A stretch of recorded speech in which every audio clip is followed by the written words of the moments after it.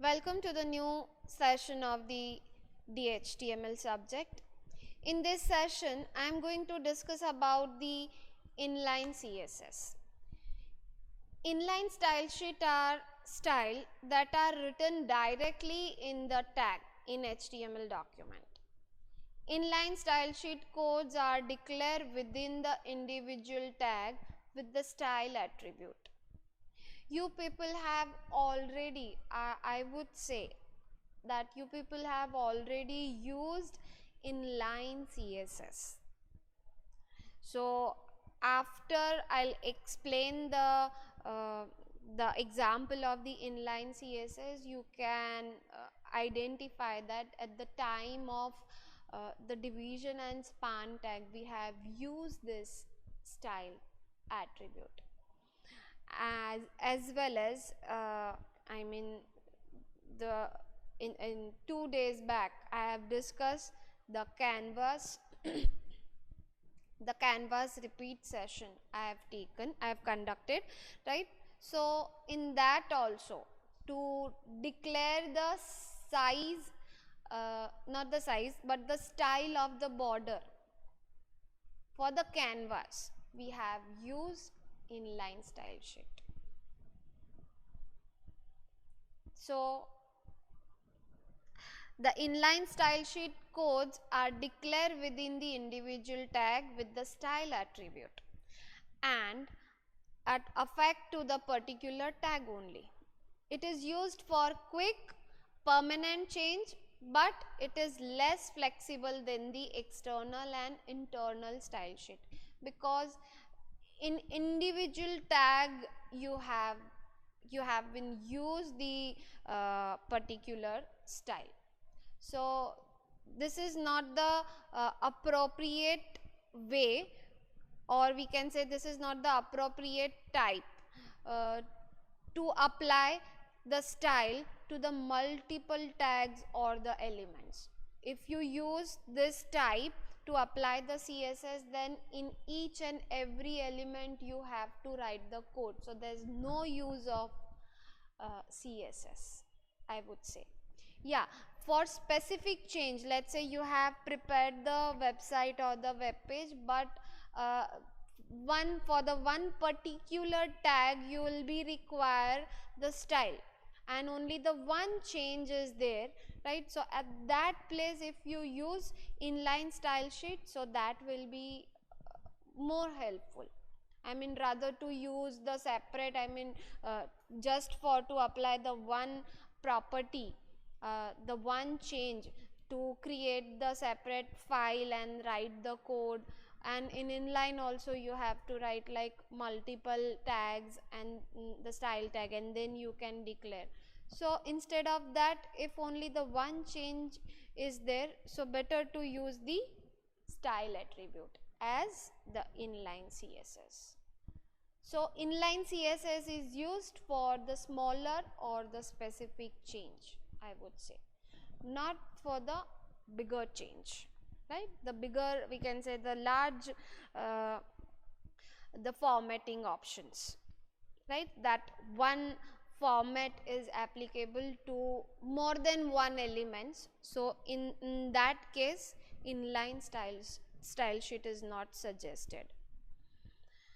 So it is less flexible than the external and internal style sheet, because each inline style code should be separately edited to make the design change. Now let's see the example. So here I am not going to discuss about this HTML head and body section, right? So in the body section you can see that there is one paragraph line I have mentioned, and the paragraph line is, this is the example of inline style sheet. But in p tag along I have mentioned the style attribute. So this is how you can declare that you are using inline style sheet, inline CSS, right? So as normally we use the attribute for any tag, let's say for p tag you can use align tag, so you can apply the alignment to the paragraph, right? So similar, the way is similar. It is like just like the attribute for any tag. So you just have to write the style tag and the style attribute and the equals to symbol. Now just I'll just clear up the syntax to write the style. After the equals to symbol, you have to open and close double quotes, and within the double quotes you can write the multiple CSS properties.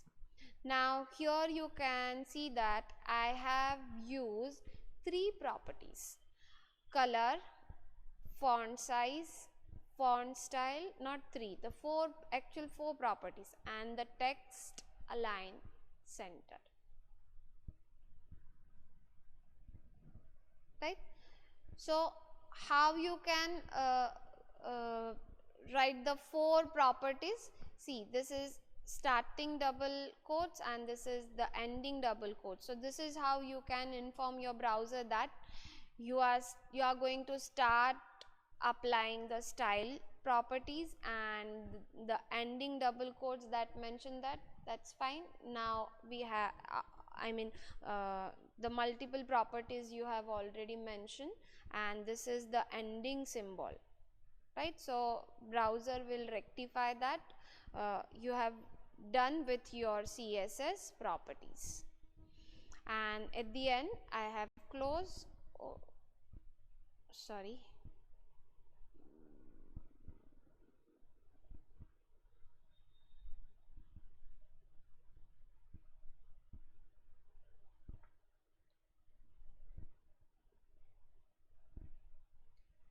wait a minute, I'll open it again.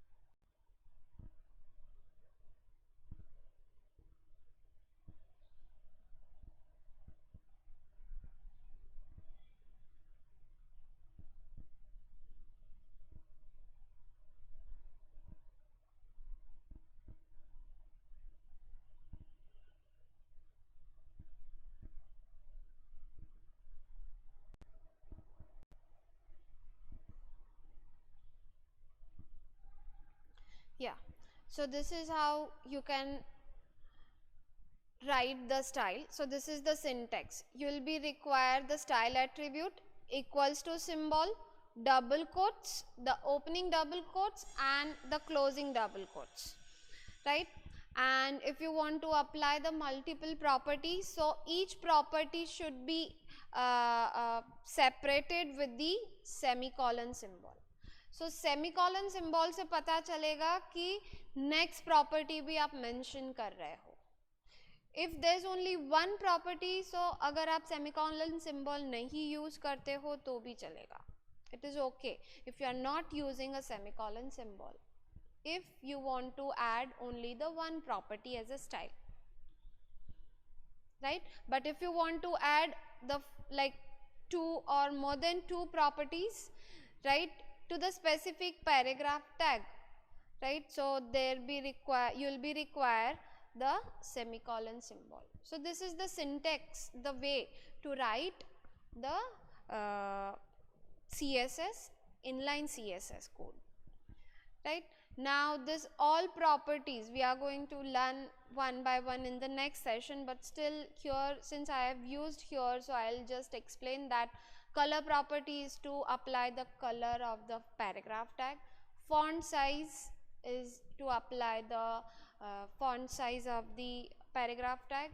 Font style, let's say the italic, bold, underline, and text align, that is center. So instead of center it will be the left, right, center and the justify, the 4 possible options.